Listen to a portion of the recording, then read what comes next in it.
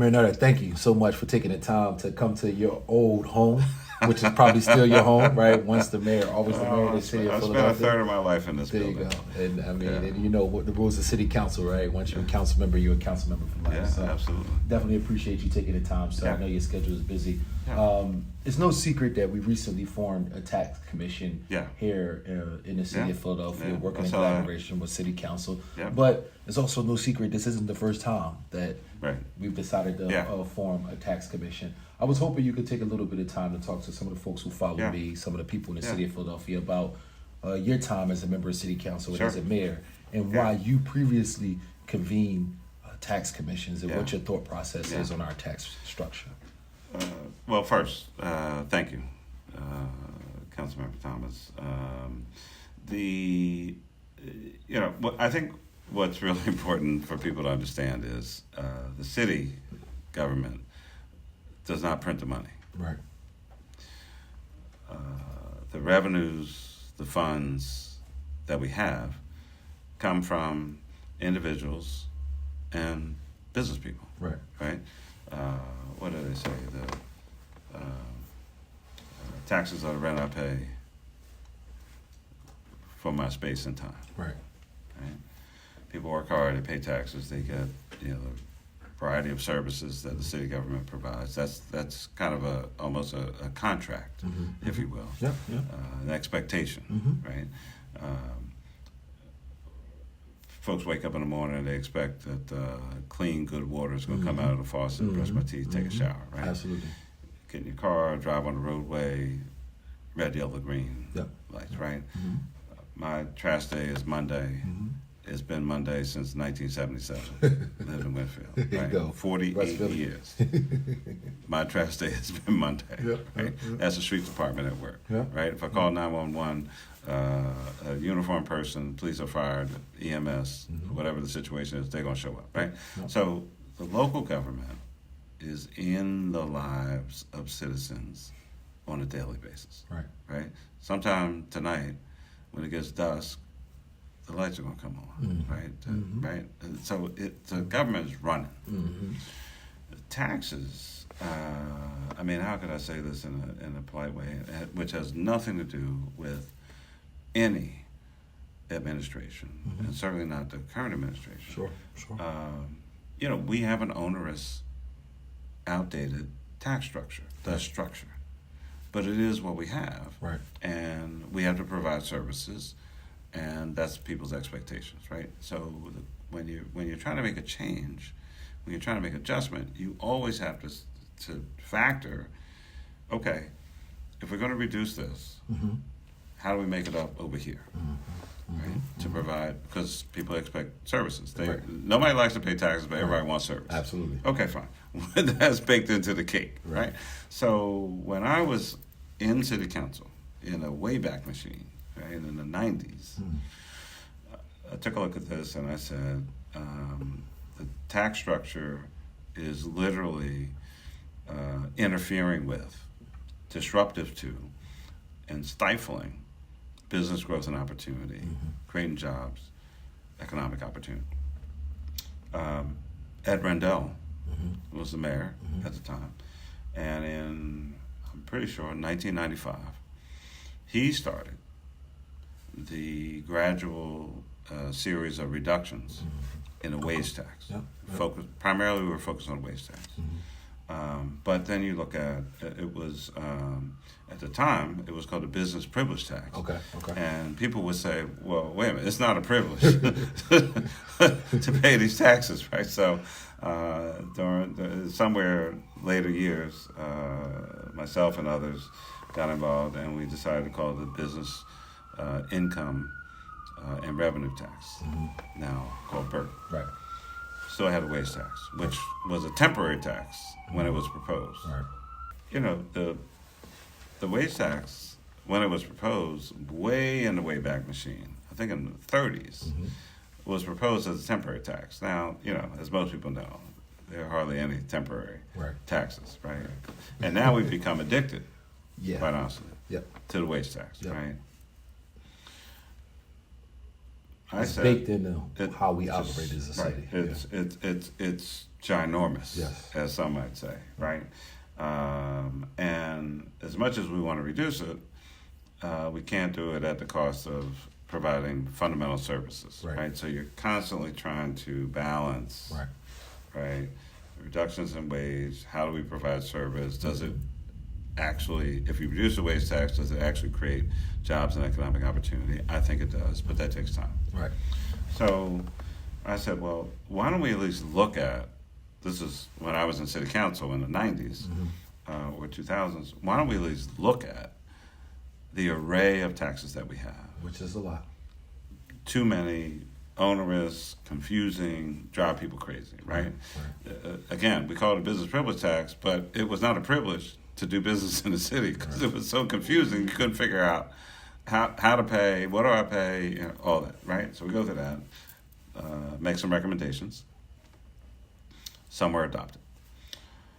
I then left city council, run for mayor, win, and then as mayor, then propose another tax reform commission or tax commission to still look at what are we doing, why are we doing it, how do we do it. Right. Made some more adjustments. Now, in the current environment, this city council, your leadership, Council President Johnson. Shout out to Council President Johnson. Absolutely. Definitely. Form another commission. And so I think part of the issue here is, on the one hand, we could never do in one fell swoop all that we want to do. I mean, it would be devastating. Sure. Right? The loss in revenue would be devastating. Right. At the same time, you have to do something. Right? So what do they say? Journey of 1,000 miles begins one step. One step at a time. We've been taking a number of steps. It's incremental. You don't notice it in your paycheck, but it has been going down.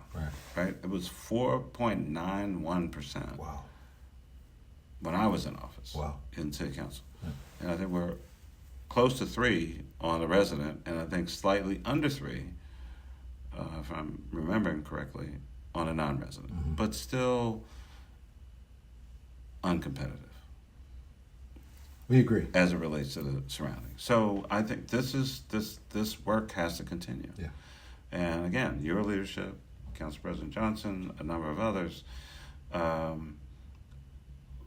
this is a continuation of basically a 30-year effort. That's why I asked you to be a part of the conversation, because I don't think people realize, you know, I had a conversation with former Councilmember Good.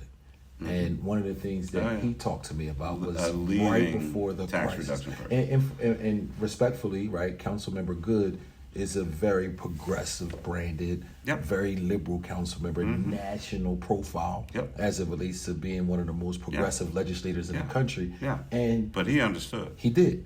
And there was a time right before the financial crisis that you had to govern through that you and council were almost to the point where you had a deal around bird and wage.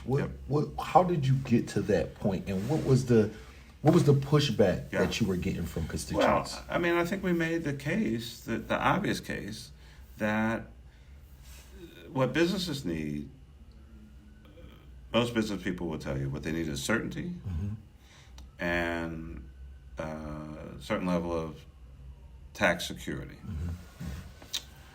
Certainty in that, if these are the rules we're all playing by, okay, fine. Then I can do my thing. But the city of Philadelphia, for a lot of reasons, poverty being one, we have an onerous tax structure. Unfortunately, I think it's still the case, we have the highest poverty level of the 10 largest cities in the United States. It's been going down.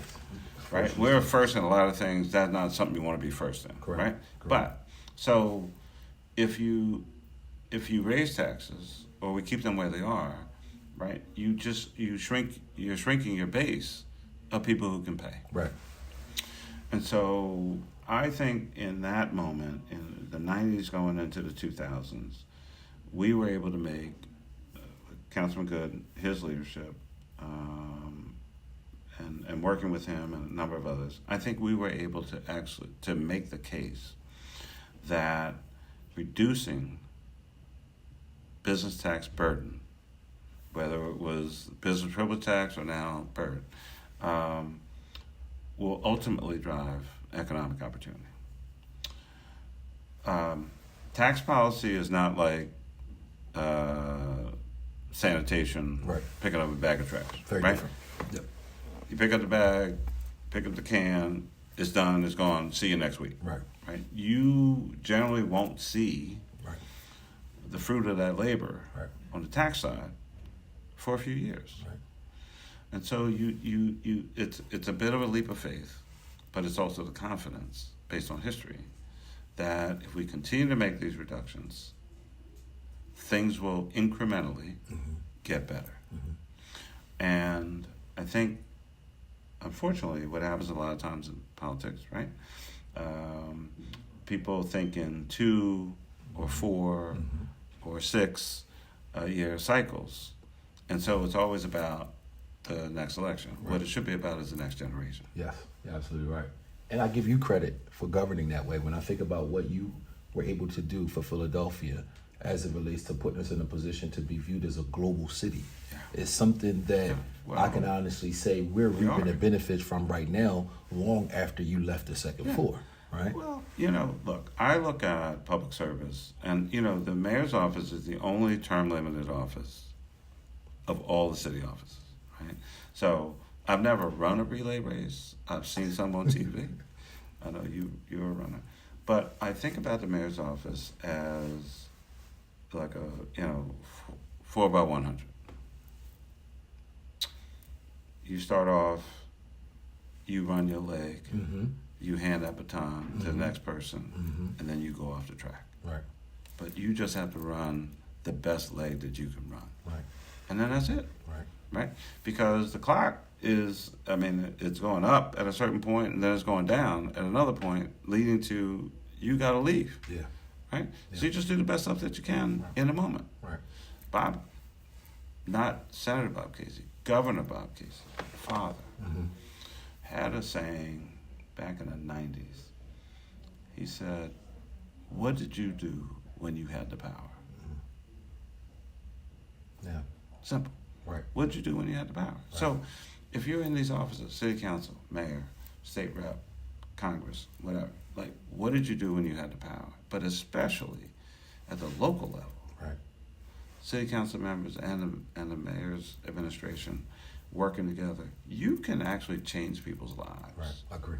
100%. And see it 100% happen, whether it's in test scores, third graders, high school graduation, folks going to college, pick up a bag of trash, water in the swimming pool, books in the library. And that might be the most rewarding part of the job. Oh, it is. Yeah. It's absolutely, it is the job. Yeah. Right?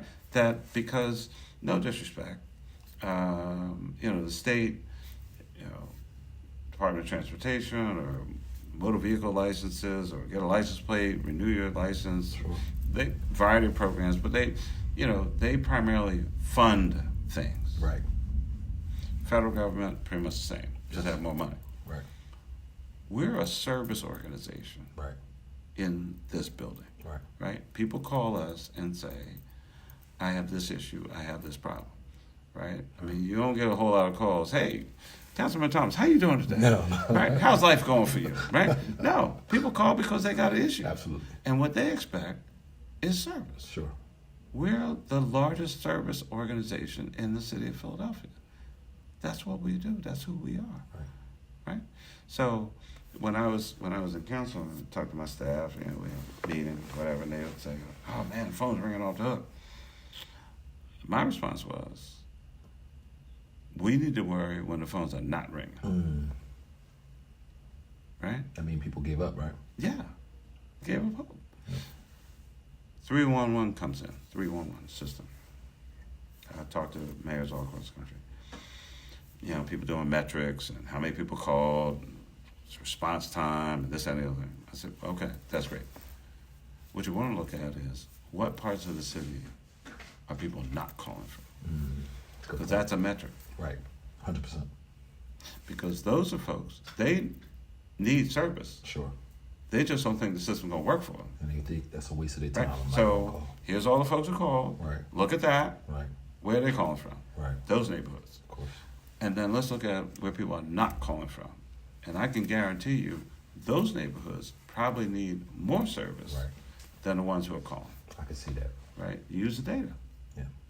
And so I guess with that being said, during your time as mayor, we talked a little bit about the idea of making Philadelphia a global city, but you also spent a lot of time trying to put Philadelphia in a position to be more competitive from an economic perspective globally, while simultaneously increasing the tourism and hospitality space. Yeah. Next year, 2026, huge year for us in the city of Philadelphia.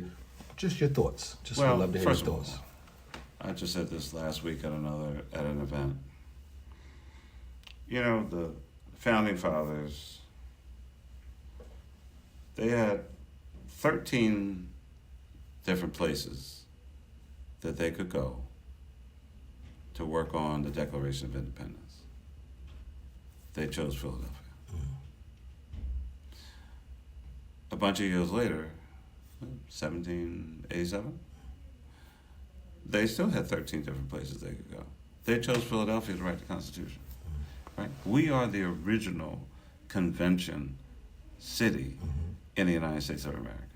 They could have gone anywhere. They chose Philadelphia, right? And so 2026, I mean, you know, look, I wasn't around for 1876, right?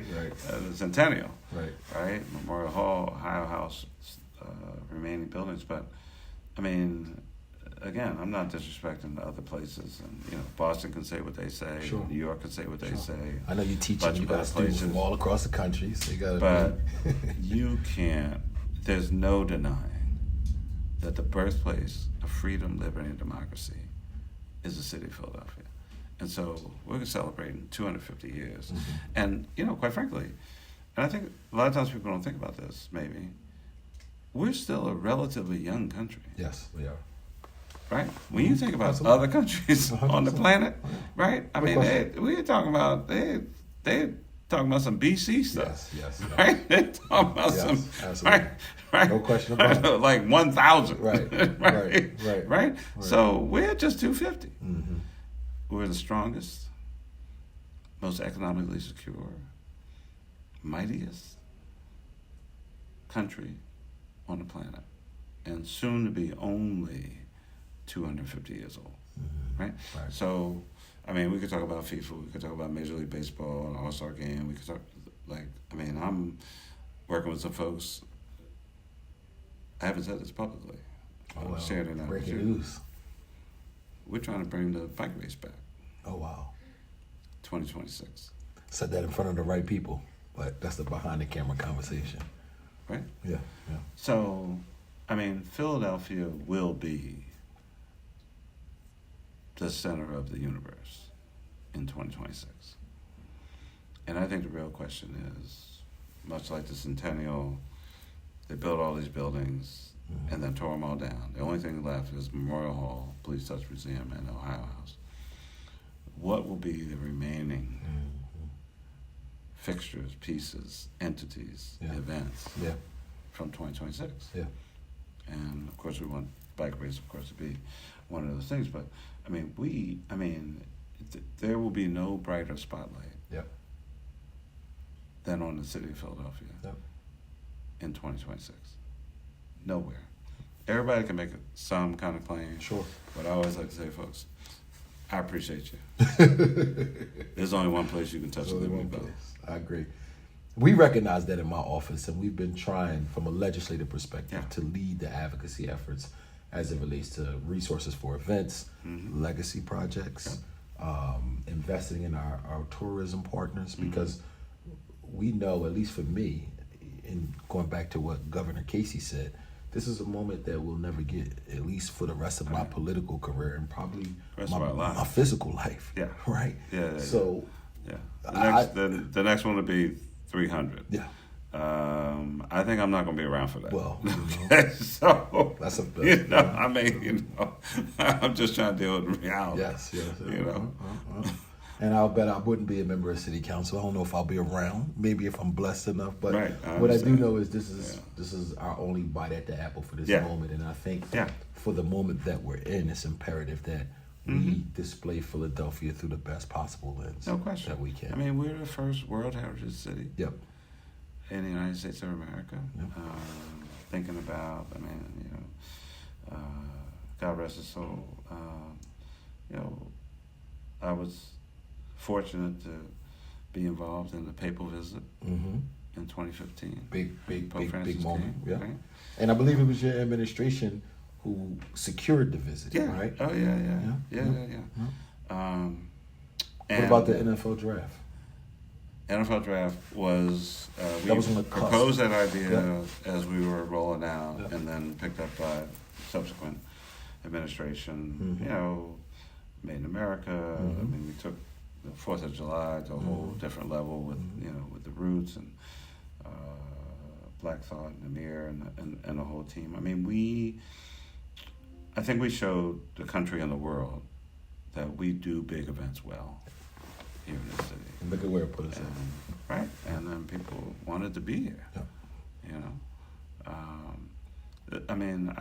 Look, obviously I'm biased. I've been here all my life. This city,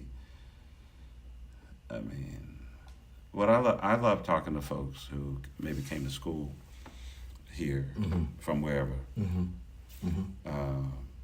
relocated a job for people who are not from here fall in love with this place. Yeah. Right. And it just it's and then you use the proximity to your advantage, right? So I teach at Columbia University. I can get to Manhattan in 70 minutes on Amtrak. I can get to Washington D.C. in 90 minutes. Right. And so, when I was mayor, we used our strategic location as a selling point. Right. Our real estate is better, and you get more for your money. You can get around this town. SEPTA, 5 modes of transportation. It's walkable, bikeable. We've got the whole thing. So situate here, and then you can go whatever direction you want to go. But I want you to be here. Yep, absolutely. And we can't forget our robust airport that puts you in a position to not just travel across the East Coast. Anywhere in the world. You can go anywhere in the world from Philly, and that's what absolutely right. I'm gonna go back to taxes for a second because it's such an interesting conversation. We can go in a lot of different directions, but right now in the city of Philadelphia, about 50% of our workforce commutes outside of the city to go to work every day. For me, my, I guess you could say, come to light moment was during the pandemic when, I'm sworn in a couple months before we are forced to go into quarantine. The pandemic happens. There's so much uncertainty, especially from a perspective of you governing. Came out of the 2019 election. So from the perspective of governing, it's creating a lot of, I guess you could say, questions, to say the least. But for a lot of us, what we watched the issues that we're discussing as it relates to our tax structure be right there on our desk for us to have to figure out what do we do. And we started the pandemic with a Trump presidency with no guarantee of resources or dollars for not just for people, because remember Trump wasn't for the stimulus checks in the beginning, but I think for us it was government, right? Like the federal government refused to provide support or bail out local governments in a bunch of different industries. And so in that budget that year, I remember we were blessed to be able to have a surplus that we were sitting on, as well as a rainy day fund to help offset a lot of the revenue that we lost. But I watched firsthand Philadelphia lose more revenue than any major city in the entire country besides Detroit because of that tax structure that we were talking about a little earlier. Now, fast forward, during the pandemic, people realize they can work from anywhere. And as we come out of the pandemic, what we watch is a lot of professional businesses and services who doesn't need foot traffic, right? If I'm not a hair salon or some type of... They don't need FaceTime. Then people begin to say, you know what? I could enjoy all the aesthetics that you talked about as far as the culture of Philadelphia, but I could be I don't have to be here. Bryn Mawr, Conshohocken, Plymouth Meeting, right? Or even go to Delaware and Jersey. So what are your thoughts right now as it relates to the dynamic we're dealing with? Because I know you talked about Boston and DC and how New York, Manhattan, how we can get all those places, but I'm often trying to convince people that those other cities aren't our competition. Right. We're unfortunately having to compete with Conshohocken, right, Plymouth Media. Yeah. Bremont, all these regions compete now, not cities directly. I mean, I think that it's just so obvious. I mean, we have to maintain the focus and the pressure on the level of taxes that individuals and businesses pay as a part of an economic play, economic opportunity. And second, I don't know that we've ever, I'll start with my own time, I don't know that we have ever helped people to fully appreciate what the city has to offer. What do you mean? Elaborate. Just, well, you know, as they say, it's not bragging if you can back it up, right? Sure, so, absolutely. I mean, we got a lot of stuff to brag about. Yeah, right? No question. I mean, again, people come here to go to school or a job, whatever the case may be. They fall in love with the joint. Yep, all done. I think the one thing about Philadelphians, often we take things for granted. Right? Oh, those of us who live here. Yes. Born that's and not a raised. big thing. Yeah, but, you know, I went to see Liberty Bell when I was in second grade. Right. That's what people say. Right.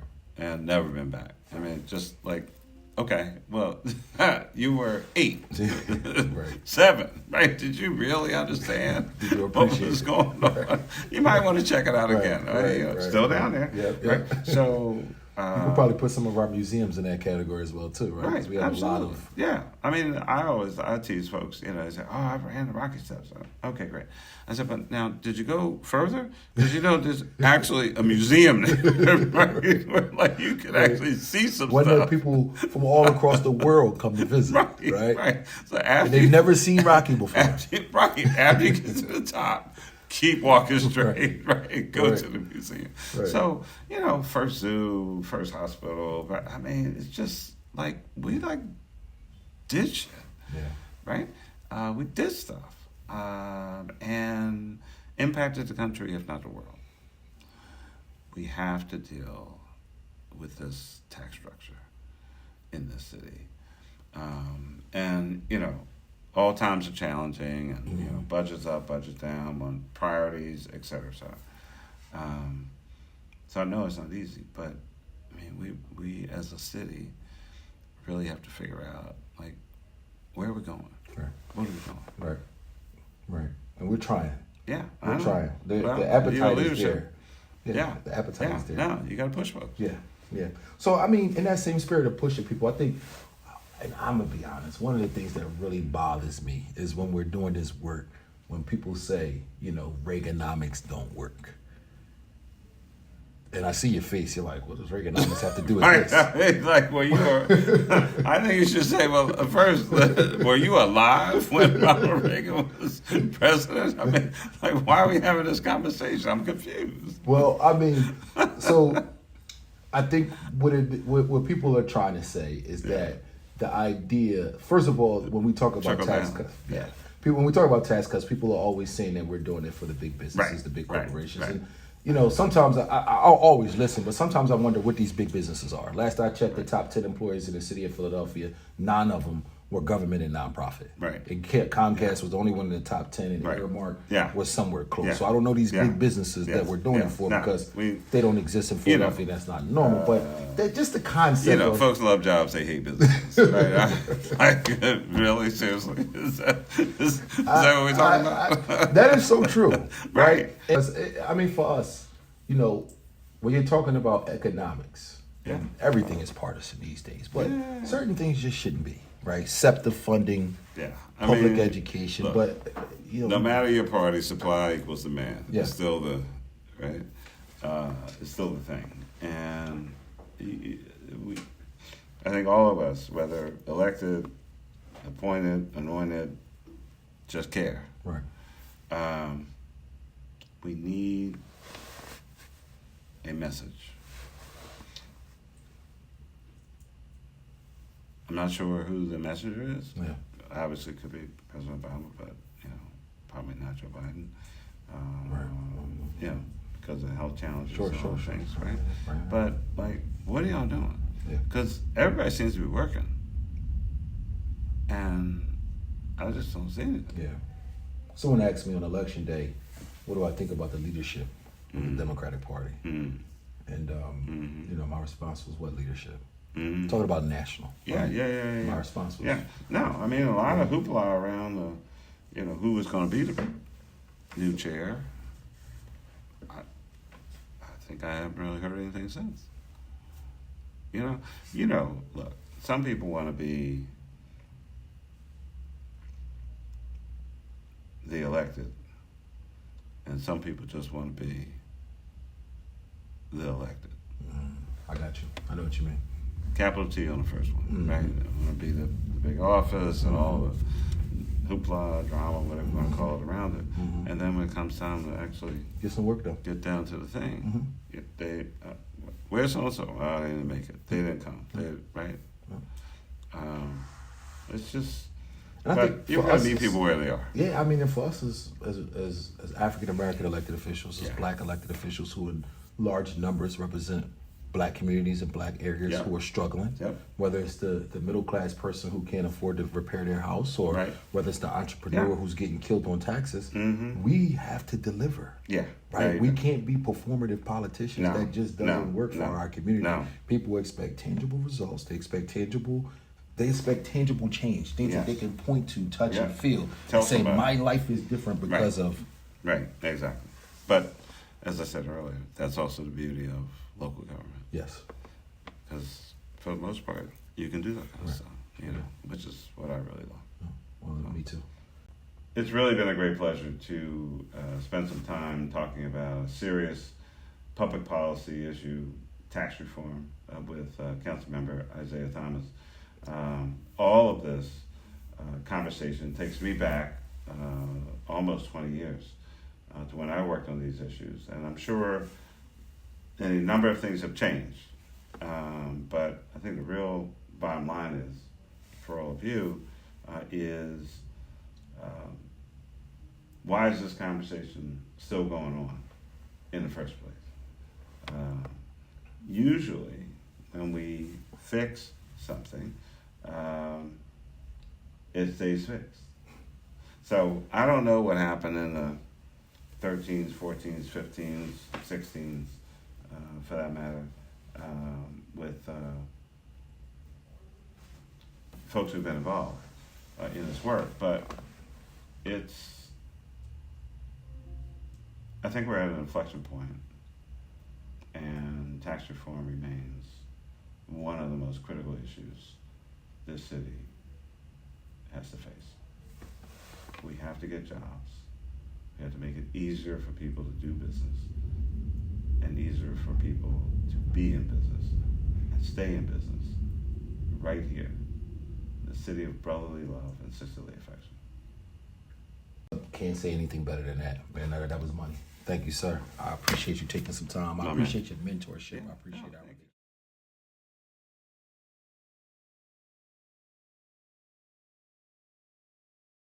Well, I mean, your lived experience and how you've helped me navigate. Just not right. You want me to go with OG? The kids call me O. So, however you want to do it. I appreciate you. I think I cut you off guard. I appreciate you. You can roll right into it. It's thank all right. Thank you. You're the man. My man. I appreciate it. All right, we good? That's how we do.